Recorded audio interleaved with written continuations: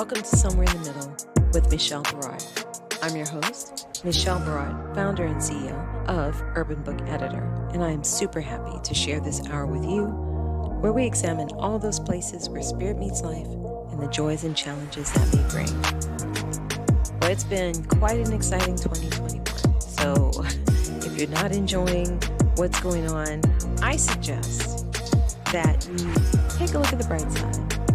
We've got our challenges, but we are all getting smarter and stronger.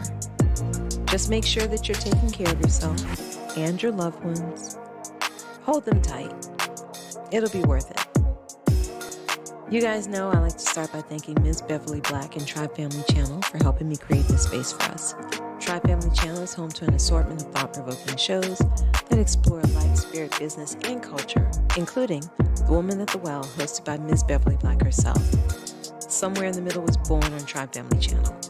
And though we have grown onto our own platform, we are ever grateful and loyal to our roots. To paraphrase an African proverb, we are here only because of those who came before us. I want to say thank you to my guests on the January 15th, 2021 show, Deloria Nelson Street. You can connect with her on social media and at her website. If you missed that show, make sure you listen to the replay.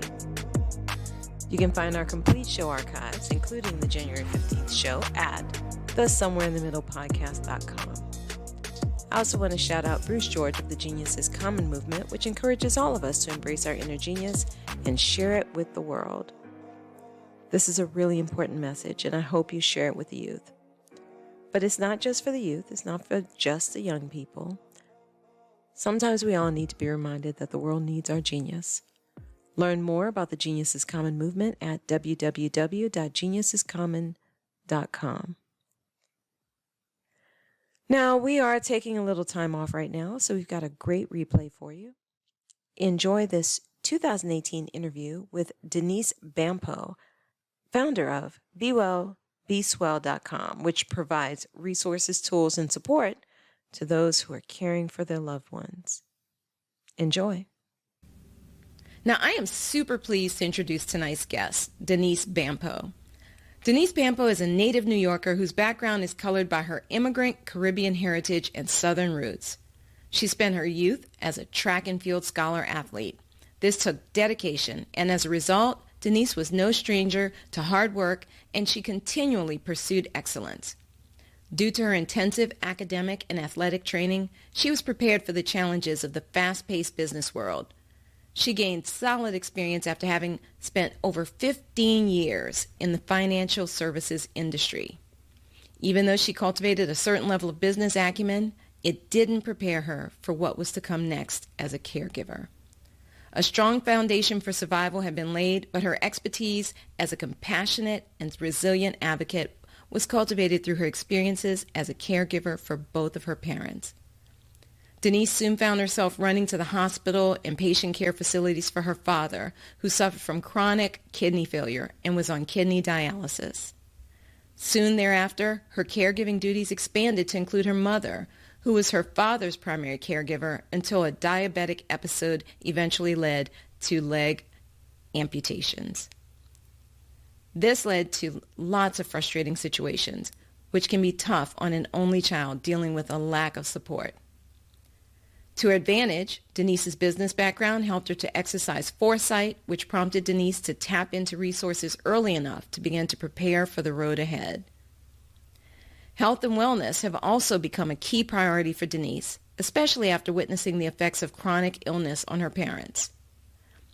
All of this prompted Denise to establish the wellness and lifestyle platform Be Well, Be Swell to chronicle her journey and to provide resources, tools, support, and information for new and existing caregivers about preparing for caregiving, caregiver self-care, and dealing with post-caregiving. She hopes to build a community that encourages caregivers to remember to take care of themselves while caring for others.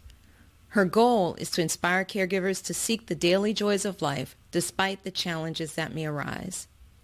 By sharing her experiences, Denise not only is a source of support, but serves as a resource to only children or those who feel like only children who are caring for their elder parents.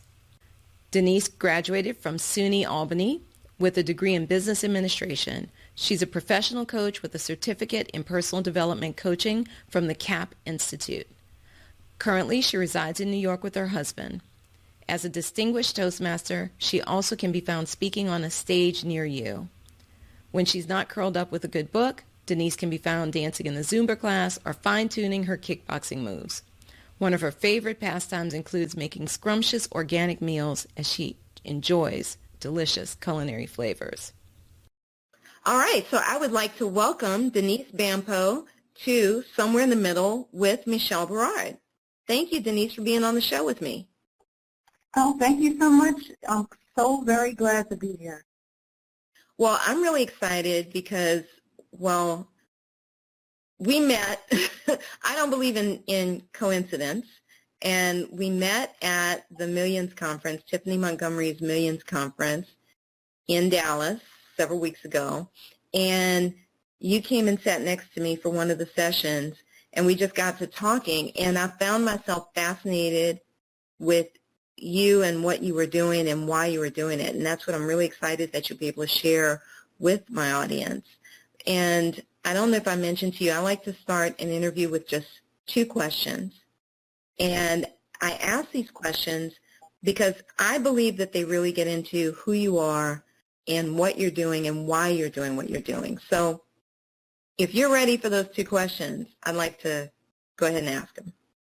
Sure, go right ahead.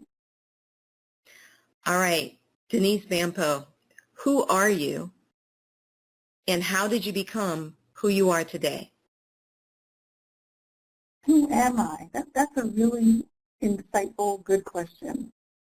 And I guess you can say I'm many things. I'm an only child, I'm a daughter, I'm a wife, and a caregiver. And all of those things help to shape me who I am today. But most notably, becoming a caregiver to my parents has really impacted me in a really big way. See, I was just going about my life, just as everybody else does, as you're going along. You're doing everything that, normally, everybody would do. You follow all the things that you normally would do. You go to school, get a good job, you do whatever, maybe, next step, you lay out, you speak about, getting married and starting a family. And that was the plan. But, sometimes your plans get interrupted. Mm-hmm. And while I was just, moving around doing everything that young adults do, travel, hang out, focus on moving on my career, you really don't still think about, your parents getting sick. And, and that's what happened. Life got interrupted. I had met the love of my life, and, the next thing on my agenda was family because, well, life goals. That's the next thing that everybody says that you have to do next. But, as I mentioned, sometimes you don't get to control what happens. And so I found myself running to hospitals and rehab centers and different things when my father, became ill. And then, sometime after that, my mother, who was his primary caregiver, she became ill as well.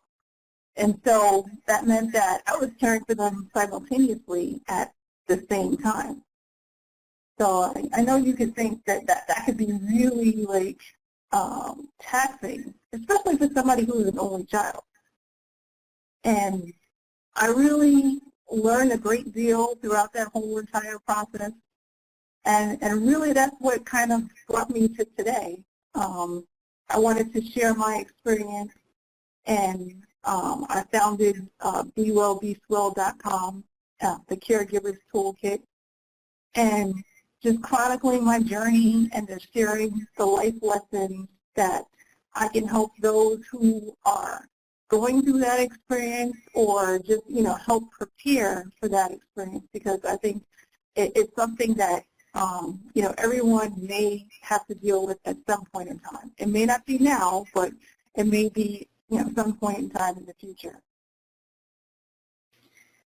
Yeah, you mentioned, though, that was one of the things you mentioned, was that you learned a great deal throughout that process. And I got the impression as we talked that it wasn't just the practical things that you learned. Of course, there's tons of practical things like how to interface with the doctors and the hospitals and all that. But I got the sense that you learned a lot about yourself and about your parents through that process of, taking care of them. Was I picking up on that correctly, or? Yeah, you're absolutely correct. Because I found myself dealing with situations that I really never thought that I would encounter, especially at such a young age, because I really think that these days the face of caregiving is getting younger and younger. And, you're faced with certain challenges, and you're kind of like thrust into some of these roles. And so what I really learned about myself was that how to be an advocate, also how to just be more empathetic and more caring, and just how to really take care not only of them, but take care of myself through that whole entire process. Because we spend a lot of time nurturing, everyone else, and we often forget about ourselves. We just put all our energy off into the person we're trying to help. But we also have to take care of ourselves so we can be able to do that service for those that we, are here to help. So let me ask you, what do you mean by how to be an advocate? Well, first, be an advocate when you're representing the people that you're caring for. In this case, it was my parents. So it may be interfacing with medical staff and, dealing with insurance companies and various things that you encounter along on this journey. But also learning how to be an advocate for yourself. Just learning how to navigate the journey and the process, learning how to say no, learning how to deal with various things, and knowing what you're capable of. And just kind of picking out what's the most important thing that needs my attention right now. And being able to either delegate that or just taking a step back and saying, okay, how do I prioritize so I don't burn out, so that I could be able to be, the best that I can be, so that I can help them. So what it sounds like is that also ties into how to care for yourself, because you needed to establish boundaries to some extent? Yeah, absolutely. That's definitely something that you learn as you're on this journey. Because, that old adage of you can't work if your cup is empty. So you have to know, when you're at your max and what you can do in that moment, how to manage through all of that. So definitely establishing boundaries. You definitely learn how to do that as you go through the process of caregiving. Would you be able to or willing to share with us one particularly challenging episode where you had to establish boundaries or make sure that you were taking care of yourself while still trying to advocate and take care of, advocate for and take care of your parents? Sure. Well, one thing that really comes to mind, I mentioned at one point in time I was dealing with both parents being sick. And what that looked like was that one parent was in one hospital and the other parent was in maybe a rehab facility. So that meant that I was running from one end of, the city to the other. And it's challenging because, I'm an only child, so it's just me really facilitating and going back and forth and dealing with two sets of doctors and two sets of staff and wanting to be their advocate and having your presence known, but also struggling with, well, how do I juggle going back and forth without like overtiring or stressing myself out? And also, you know, trying to just, I guess, live up to the expectation of what maybe people think that you should be doing. But, you know, there's only but so much that you can do. And that might mean that in some days I can't go to both facilities in the same day because it's just too much. You know, I had to develop a schedule where, you know, maybe one day I saw one parent in the one facility and the next day I saw the other. And then while they're each in there, it also meant that I was now handling their, you know, financial and personal affairs. So there were things at the house that needed to be taken care of.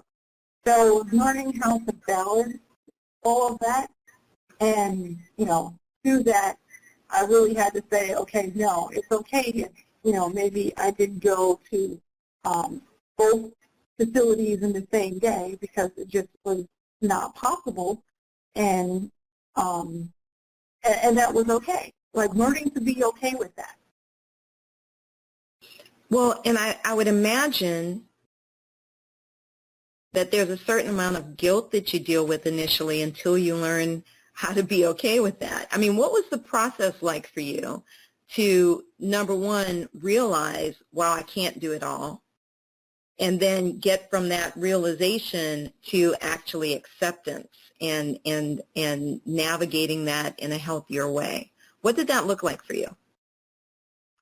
Well, yeah, initially it was difficult. Yes, you do have like this sense of guilt. Well, I should be here, and the expectation is, you know, you're supposed to go every day, or sometimes, you know, I know other family members had slept in the hospital overnight, you know, every night, or they took shifts doing that.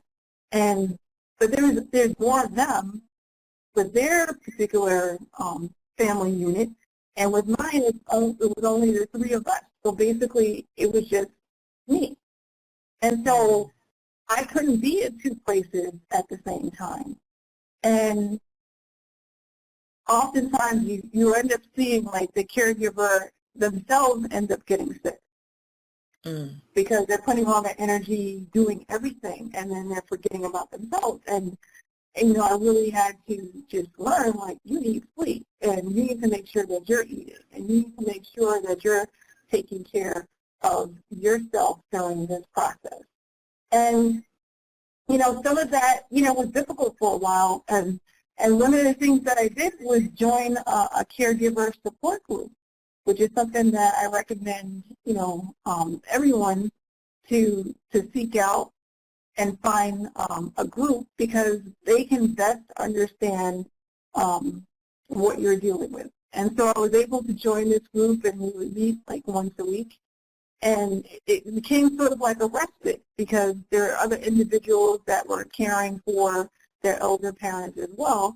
And so they could understand, and you can use them as a soundboard, or just like, you know, if something happened, you could get some clarification, or if somebody experienced something before, similar to what you're going through, you kind of could share, oh, how do I deal with this situation, or whatever.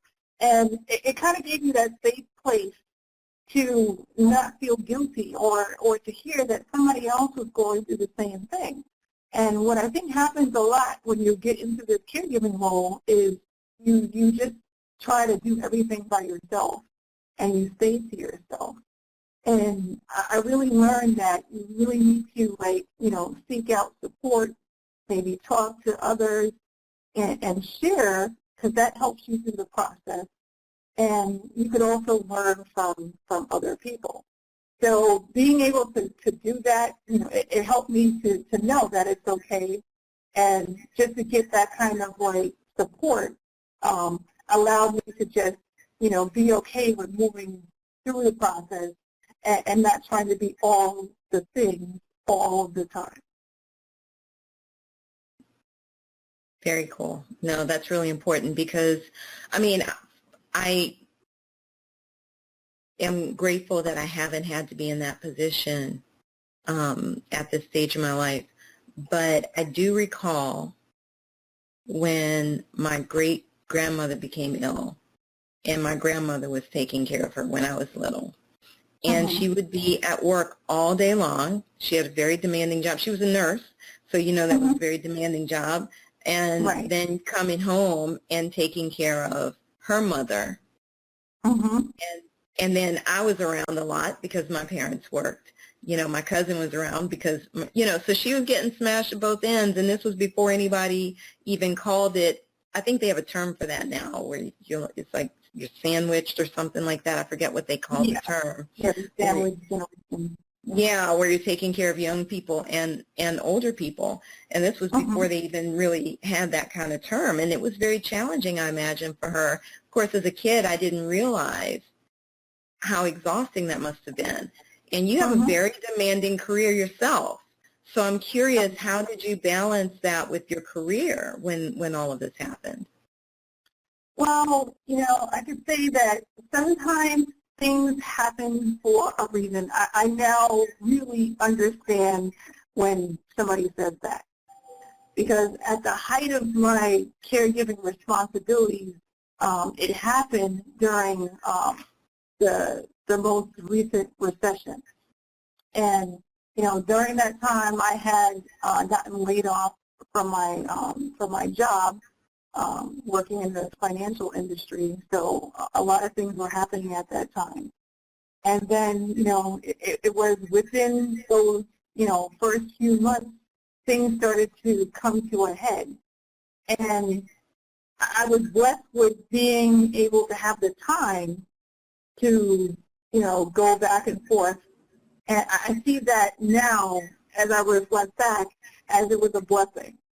It gave me the opportunity to have that time without, you know, being sort of like, you know, pinned to a corner when you may need time off. You know, maybe there's some doctor visits or a surgery is scheduled, and, you know, it's critical that you're there, you know, to facilitate the process.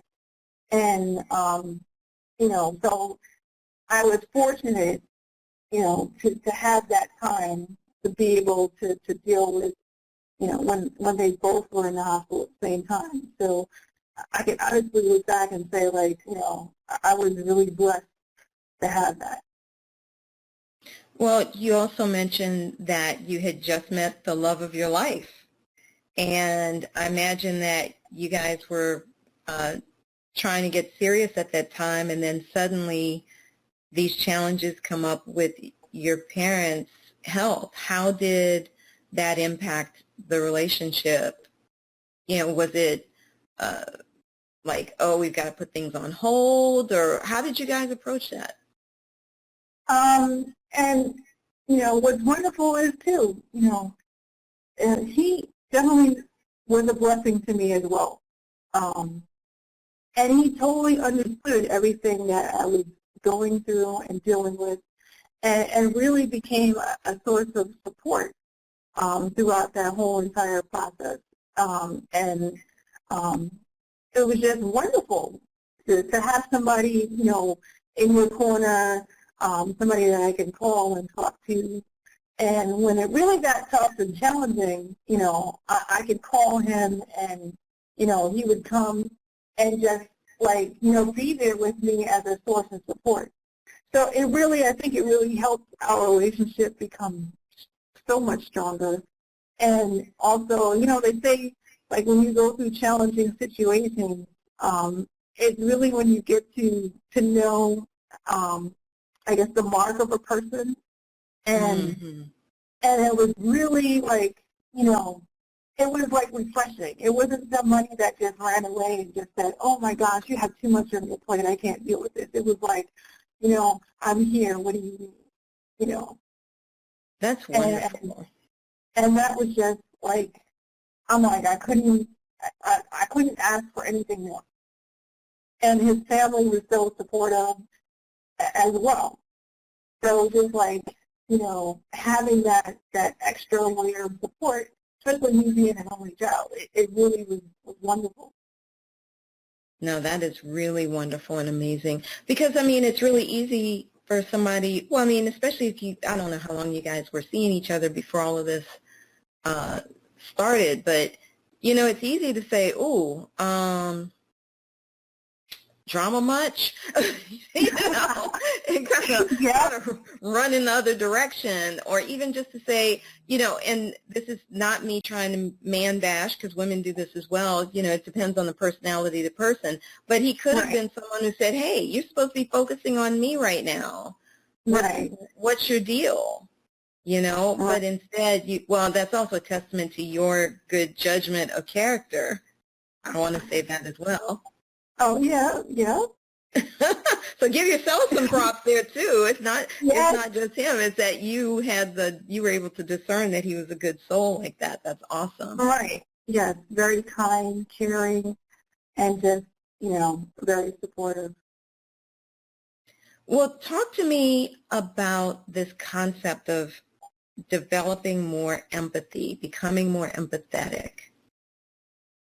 What did you see happening in yourself that made you become more empathetic? What kinds of situations arose that made you become more empathetic, and how did they change you? Well, I guess how it became more empathetic was just being more sensitive to someone that's going through an ordeal or a challenge, and just stepping up and saying, well, what can I do to help? And, just being there and just, seeing them go through these challenges, like, what can I do to make it easier for you? And that became, my primary focus, because it's like, my parents were there for me, my whole entire life. It's only, it's like I couldn't think of anything other than being of service to them. It's just like, to be there, to advocate, to make sure that they got what they needed. And it's like I really became more sensitive to their needs, if they weren't having a good day, or maybe, it was a particular challenge, that came up. It just, I don't know, I guess it really made me more sensitive to that. And like, even to this day, when I see elderly people, or, someone that's having difficulty walking or whatever, I extend myself to help them. Because, what I found is that, a lot of people, I don't know if it's like, the elderly are kind of invisible, or people with disabilities, are kind of like not paid attention to as much.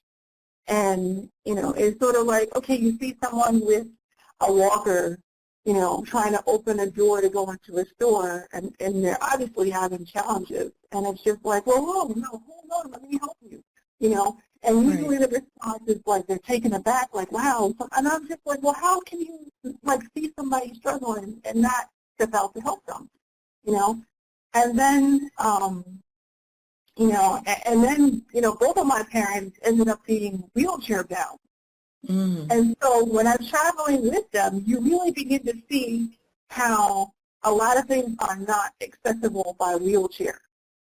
And so, being an able-bodied person, you get to see it through the lens, through somebody else's eyes, what they have to encounter in challenges.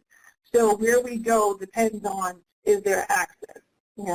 If planning an event or something, are they going to be able to accommodate a wheelchair coming through, So those things like really became, to the forefront of my mind. It's like I look out for them now. Or even, having to have made modifications to the home. Because now they're in wheelchairs, how are they going to get in? The front of the home had steps. So I had to think about making accommodations to be able to facilitate getting in and out of the home. And especially for my dad, because he was a dialysis patient, right? So that means that he had to go to treatment 3 times a week. So there was no ifs, ands, or buts about, leaving the house. It's, necessary for, maintaining life. So, as time went on and he progressed through the stages of needing more assistance, first he started with a cane, and then it progressed to a walker, and then eventually, became dependent upon a wheelchair. But these are things I would have never really paid attention to or foresaw the need to have to be able to navigate around. And I think a lot of times you don't think about it until you experience it, or you have somebody close to you that is dealing with something, or maybe you just accompany them somewhere and you start to feel like, wow, this is kind of difficult. How do you get through when everything is not really accessible for everybody? And so I really, began to have more empathy about these things, and just entirely more sensitive. And, it just comes to the front of my mind more naturally than it really ever did. Yeah, and I think U.S. culture, we value youth and ability so much that it's easy to overlook those who are no longer youthful and do not have certain abilities anymore. Right. So what did you learn about caring for yourself as the caregiver?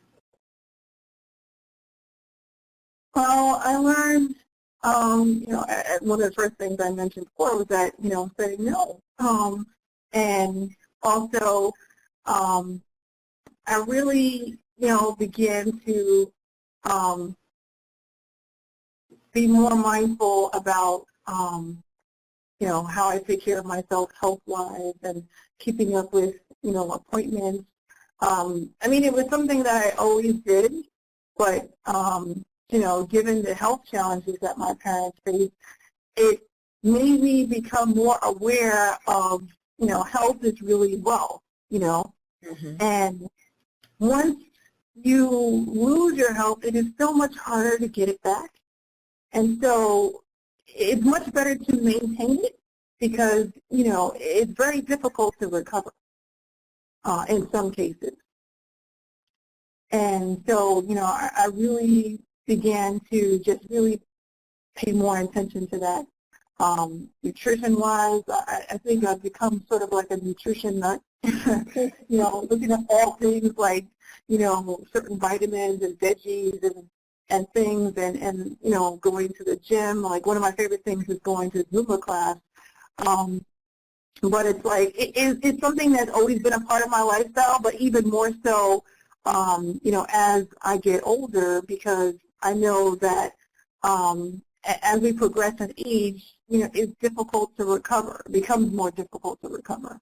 And I had, been an athlete for most of my life. I used to run track and field, from elementary school all through undergrad. And you know what happens once you graduate and you go on and you start your working life, you're kind of like, oh, I don't need to do this anymore. Or it might not even be I don't need to do this anymore. You don't have as much time because it's easier when you're just going to class, all day. And I would have track practice in the evenings, and then I had meets. So my whole life was just, was centered around, exercise. But now, okay, you're working in some kind of office and you're sitting at a desk all day. And when you leave the office, it's like, oh, I'm tired, and you don't want to, do anything. And, really started to become more mindful of movement is important because, I watched my parents as they went through their various challenges. And the one thing, if you don't move, you definitely will lose it. And sometimes, it might be by choice that you decide, okay, I don't really need to do this today. I'll get to it tomorrow. Or, it could be some really life-altering event that sends you to the hospital, and now you can't anymore because of whatever situation. Mm-hmm. So, that's just something that I became, even more aware of and just wanted to definitely maintain.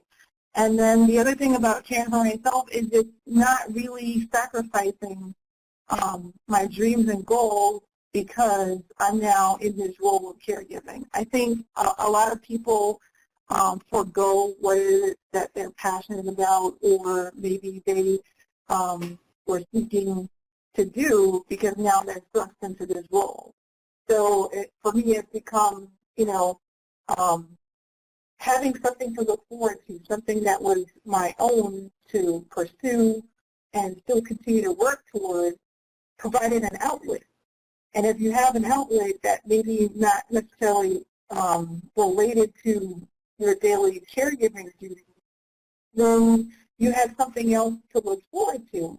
And that kind of resets your mind and gives you, some sort of peace, some sort of respite, some sort of space.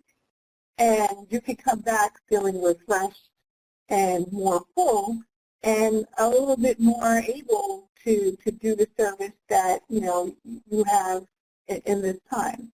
So those are the things that really kind of help shape me and just, pay more attention to caring for myself because, your needs is still important too.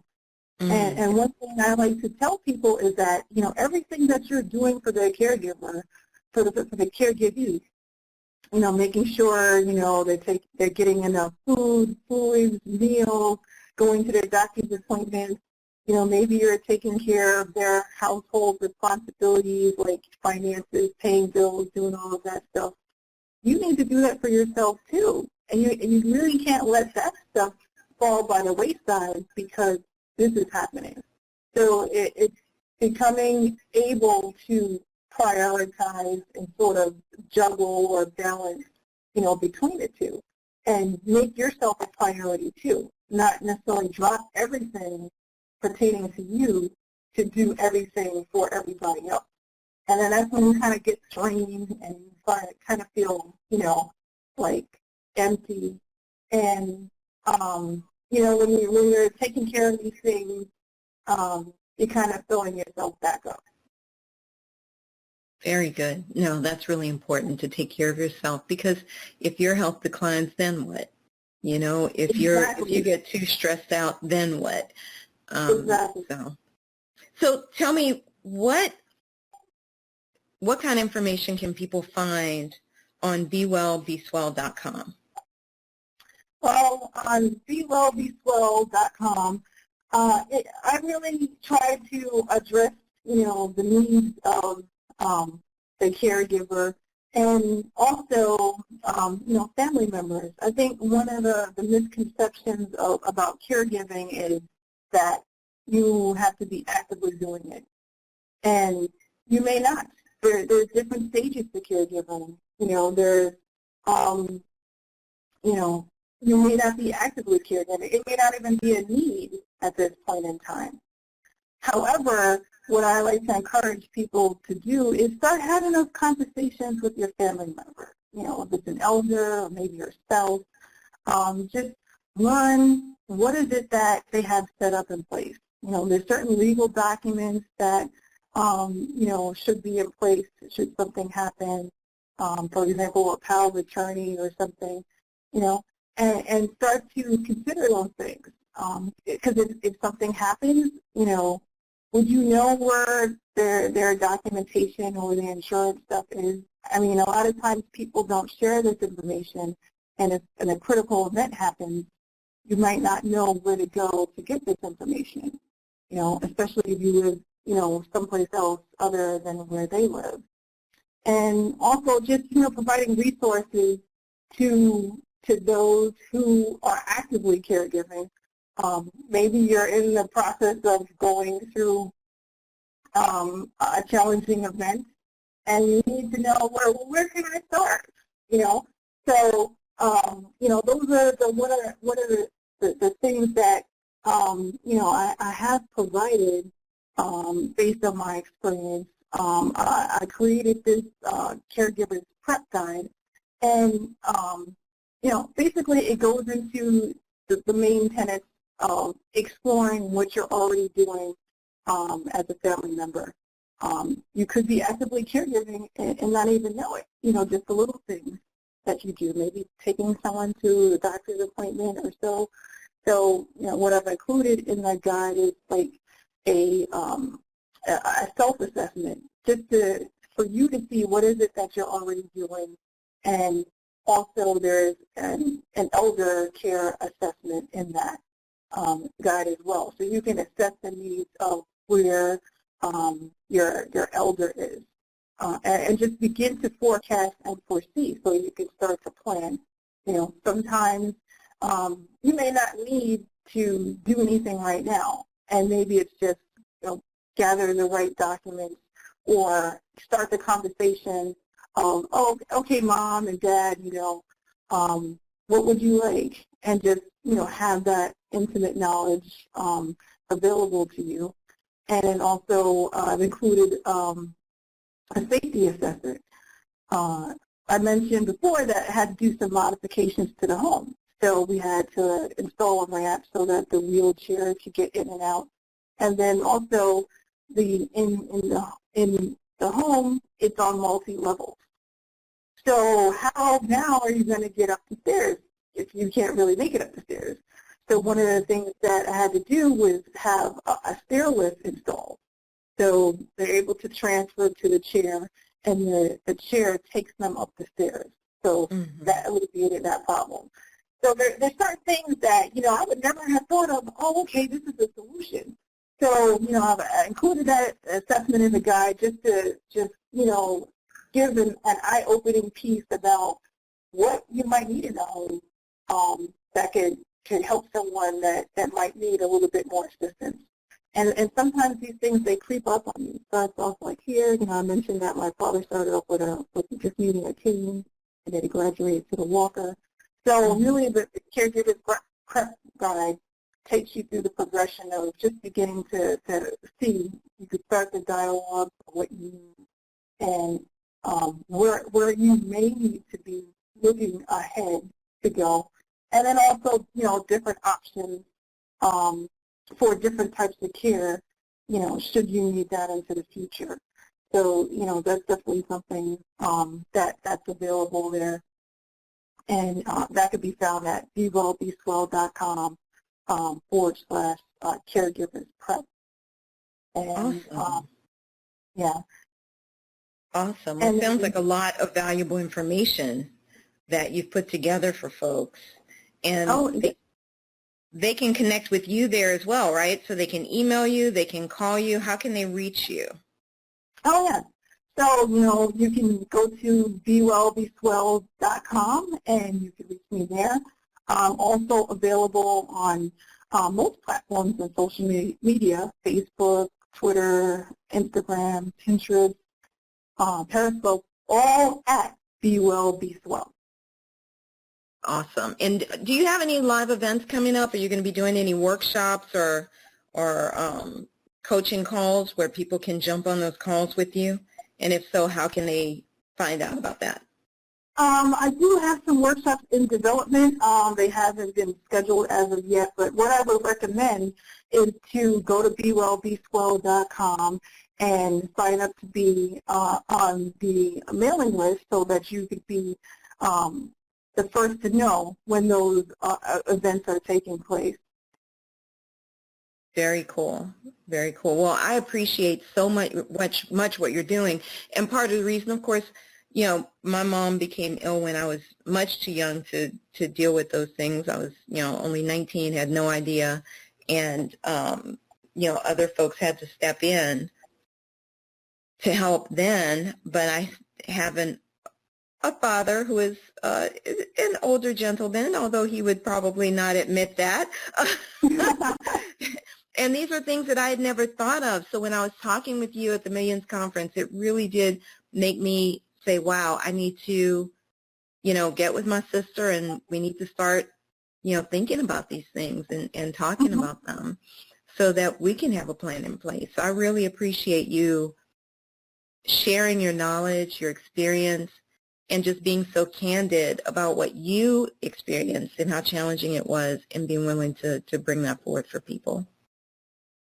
I just want to thank you again for inviting me so that I can share my story and just, be a resource for those out there that may be going through this experience, or just to help them just get prepared, because, what I found, sometimes having time is just the best thing. And sometimes you can't control not having enough time. But if you do have, the foresight and the time, I think that you should take advantage of that. Begin those conversations, and don't be afraid to start them, because it becomes really helpful when, it becomes really helpful to just have that information on hand if something happens. And I just, one last thing, my mother used to try and have these conversations with me all the time. And I was just like, I don't want to talk about that. I'm like, you can be around forever. And she's like, no, I'm not, Denise. And, I would try to avoid these conversations. But, I would listen half the way. But then really when she became in a critical state in the hospital, I remembered what she told me. And I was so glad that she had, started that conversation with me, even though I really wasn't open. And I think, a lot of people may be, feeling the same way. I don't want to deal with this or talk about that. And I think it's not something to be afraid of, because preparation will do you a lot of good and will help in any situation if you are blessed with the opportunity to do so. I agree 100%, 100%. Thank you again. Denise Bampoe, thank you so much for being on the show. Thank you for coming on Somewhere in the Middle with Michele Barard. Guys, make sure you reach out to Denise on her website, bewellbeswell.com. Make sure you look for her on social media. That is Facebook, Instagram, Twitter, all the usual suspects, all at bewellbeswell. Denise, thank you. Thank you so much. We're going to take a quick break for an announcement, and then we'll be back for a chat with Julia Black in our new segment, True Talk. Hey folks, John Kane here with Exponential Cash Flow. If you've ever had a money challenge in your life, meaning lack of money, then I think my company can help. We teach average hardworking folks how to successfully invest in the financial markets. You don't need a lot of money, which a lot of people think opposite. And we teach folks from teenagers up to senior citizens, so anyone can learn. If you're interested in learning more, then all you got to do is go to exponentialcashflow.com and give us a little information about yourself, and in return we're going to send you a free ebook on how the professionals do it. Plus we're also going to give you a free personalized investment strategy session, and if you happen to own a business, we'll give you a free business growth strategy session as well. So go to exponentialcashflow.com. All right, so we are back with Julia Black and our segment, True Talk. Hey, Julia, how are you today? I'm good. How are you? Very, very fun. Thank you so much. And we just had that wonderful interview with Denise, and it got me thinking about this concept of establishing boundaries. And what's your experience with that, whether as a caretaker, caregiver, or it really just, frankly, as a woman? What's your experience with that whole issue of establishing boundaries? Well, mine is a little bit different. I don't have any kind of caretaking type experience to the same extent, but I am the oldest in my family. I'm the oldest child. I am, therefore, the one kind of everybody goes to. I'm also the, currently, I live close to my parents. I live close to my family. And I don't have any kids. So if my mom needs something extra, then I'm the one that, my folks need something extra, then I'm the one they call. And for the most part, I'm okay with that. I don't mind doing it, and I like doing it, but I was also raised Catholic, so there's a lot of guilt involved there, and there's a lot of responsibility in being the oldest. that was kind of drilled into me. So there's a lot of things where, I'm asked to do a lot of stuff, and I have to decide if I have the bandwidth or if I want to do what I'm being asked. And are you finding, I know for me, sometimes I find it really challenging. For me, it's mostly with my kids, right? I've got 3 kids. One's in law school right now, another's in college, another's in high school. And man, these last few years with all those applications for scholarships and college and all these different things, it's been exhausting. It's been exhausting. And, last minute, hey, can you review this essay or what have you, or even just other things that folks have asked me to do. Of course, I'm always willing to do and to help, particularly for my kids, but it's sometimes just not possible to do in that moment, especially if they come at the last minute. And it's very stressful. And it's hard to say no. It's hard to find another way to make that happen. Yeah. So what's your experience with that? Well, there's a lot of stuff, because, I generally, if someone I was getting this a lot actually, where people would just kind of call me at the last minute and go, hey, can you, because I'm a writer and editor as well as an energy healer and a life coach and all the 10,000 things that I do. But yeah, no, there are lots of times when people will send me something. Like my brother's a lot younger than me, he's 10.5 years younger. And so when he was in college, I'd get an email, hey, this is due tomorrow. Can you review this? And I would kind of drop everything and do it. And eventually, there were times where it was like, no, sorry. I've got a deadline. I've got a work deadline. I've got something else to do. When, does it have to be done today? Can it be done tonight? Will you wake up in the morning? If I get it to you by 9:00 tonight, will you wake up early enough to be able to do the edits? And if his answer was no, then it's like, all right, then sorry. Kind of the way that it works, is that, yeah, I have no issues editing your paper. Or I have no issues helping you with this. But calling me at the last minute to do it can be a problem if I'm on a deadline. Well, and I think that, and maybe I'm biased. I'm willing to put that out there. Perhaps I'm biased. But I think that for women in particular, there's a tendency for folks to just assume that we can and will do. And and on our part, there's often an assumption that we should do or need to do. And we don't easily establish those boundaries. Yeah, and for me too, I am pretty open with my family about what I'm okay doing. For the most part, I almost always say yes. There's almost never a time when, I turn someone down, because most of the time I'm very happy to do it. Most of the time, I can, okay, and they've kind of learned over the years to give me enough time. Okay. We have this thing going on. Why don't you, is this something you can make? Okay. We can do it in a couple of weeks. They can set it up on a calendar, and all right, I have something else going on, and that's all fine and good. But it's hard sometimes, with last minute stuff. So what do you think are some of the reasons? Why do you think people do that?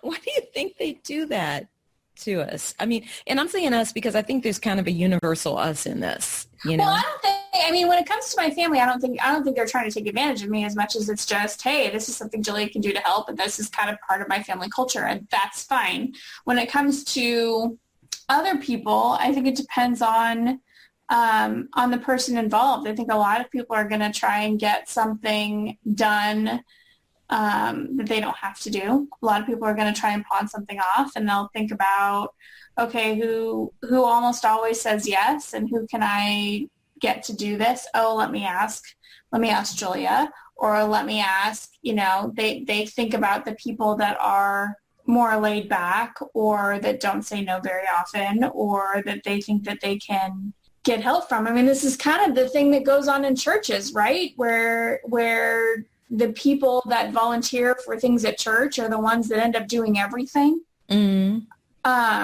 Well, but it happens in business too. So I have certain folks that'll come to me literally at the last minute with things, and I usually pull it out for them, but they're like friends who are also business associates. Yeah. And I can usually pull it out for them, but it always involves much more work than what they say it is. Oh, I just need you to do this 2-paragraph thing. And I'm like, no, it's 2 paragraphs and I have to do like an hour's worth of research and I have to do this and this and this. And they're like, oh, but you charge me so much. I'm like, no, I don't charge you enough for Right. coming. Number one, coming at the last minute. Number two, the project is never exactly what you say it is. And then it always takes 3 times as long.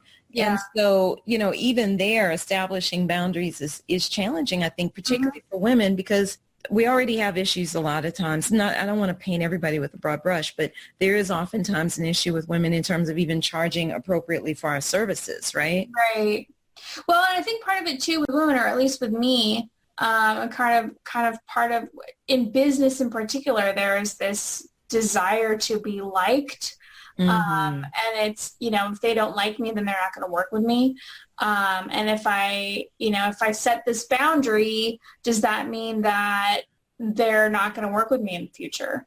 Does that mean that I'm going to lose a client? Does that mean that I am going to come across as a raving bitch, like whatever, right. whatever our issues are, women that are strong, women that set boundaries in business are ones that are generally depicted by others as being negative, aggressive, insert negative adjective here. Right.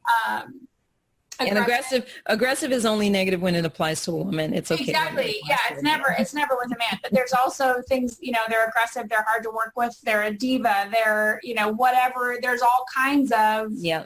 Problematic. Yeah. There's all kinds of words depending on what your industry is. And so but we as women also are always taught, and I would hope that that's starting to change now, since there seems to be more of a discussion about how we're framing conversations with girls. We grow up when we're playing and we're bossy. If we're the leader of the group and we have things that we want to play, and we start telling people how we want to play, then we're bossy. If you're a girl, if you're a boy, then you're a leader. Right. So there's a lot of those kinds of discussions that we've kind of been socially trained. It's a bad way to put it, but that's essentially what's been happening. Happened to us. I can say that I have 2 daughters, and one of them is more assertive than the other. And what I used to always say is that she's got a gift for delegating. Exactly. She's a leader and she knows what she can handle, and so she delegates what she can. And that's fine. That's the way it should be, That's a good leadership quality, is to know how to delegate. But I think all of these things are things that we need to kind of keep in mind.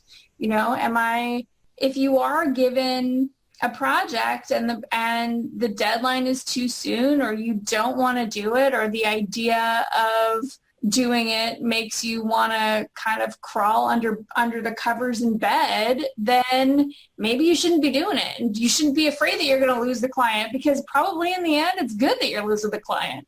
Yeah. Not all money is good money. Exactly. Do you want the extra heartache with this person that's going, no, it needs to be done now, with everything else that you have on your plate.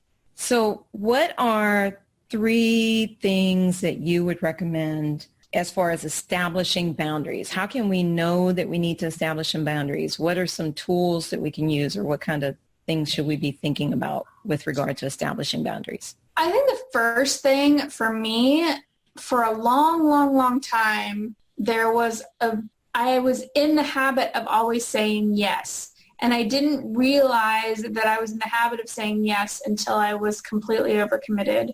And then I'd already committed, and I said, oh God, I don't want to do this. Why did I even say yes? Oh yeah, because I don't say no. So there needs to be every time someone asks you to do something, stop and ask yourself, do I really want to do this? If the answer is, I don't know, okay, then stop and think, how does it feel?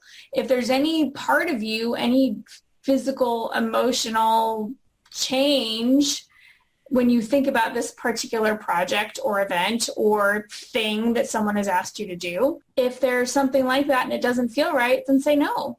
And don't just, and you could say it nicely. You know, you could say, I'm really sorry. This is just not something I'm going to do. And you don't have to give a reason why. And that's the other thing, is that I often felt like I needed to give a good reason why I couldn't do something. Right. And you don't. And it's been years it's been years now where I've started to say no to people, and I still have to make a point to say I do not have to give them a reason. Yeah, we don't have to explain everything, I guess. I mean, men feel very comfortable not explaining. Oh, yeah.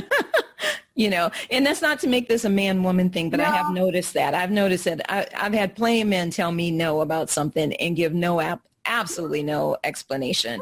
But if I, say no to one of them, I always feel the obligation. Yeah. You just say, I'm really sorry. I can't, and leave it at that. And that's okay. And really give yourself permission not to feel guilty, because it's important. There's no reason to feel guilty for saying no, because in the end, if your body and your soul is telling you that this is not something you want to do, then don't do it. You don't need the guilt. You don't need there's no reason. If no one else is going to beat you up for it, then you certainly don't need to. Well, there you go. That's it. So guys, I guess the main takeaways here are, number one, just say no if you need to. If you don't feel like it's something you want to do or can do, then just say no. No need to explain yourself. Obviously, if you're in a caretaking position, you may need to help find an alternative, or get some help in there somehow to take care of it, because whatever it is probably needs to be done, but it doesn't necessarily mean it has to be done by you. Yeah, and there are ways to problem solve around situations in cases like that where there's caretaking or childcare or something like that involved, where you're just fried and you can't handle it. You can ask, I would say not only say no, but ask for help to get around the situation. And then also check and see how you feel, because the truth is sometimes you just don't have the bandwidth, because you just don't have the bandwidth emotionally, physically, spiritually, mentally, what have you. Like I always say, sometimes I just want to lie down and look at the ceiling fan, and, I'm within my rights to do that. So make sure that you're not overexerting yourself when you really do need to rest your body, your mind, your spirit, and go through a period of self-examination, especially if you find that you agree to do something and then you feel some kind of way about it. Well, you need to look at that. Look at how you feel. Work through the emotions. Why'd you agree to do something that you didn't want to do? And then how can you prevent that from happening again? And that is a big thing, because so often there are certain circumstances, whether it's with family or with work or or church or, lots of things, volunteer work or something that you feel is a good cause, or that your values strongly think, are guiding you towards doing it. It doesn't mean that you have to do it. Is that sometimes it's just, okay, those are the things that I had to stop and really think about. Okay, is this something that I really need to do? It's something that I want to do, and my values tell me that I should do, but is it going to be best for me? Those are some great insights, Julia. Thank you so much. Thank you so much, Julia, for being on the show. Thank you. Well, that's our show this week, guys. You can reach out to me online at urbanbookeditor.com or michellebarard.com. You can also find me on Facebook and Instagram as Urban Book Editor. Send me a note. I'd love to hear from you. Feel free to send in some topics you'd like us to cover on the show. We are still taking some time off in the month of February, so you will hear some really good replays.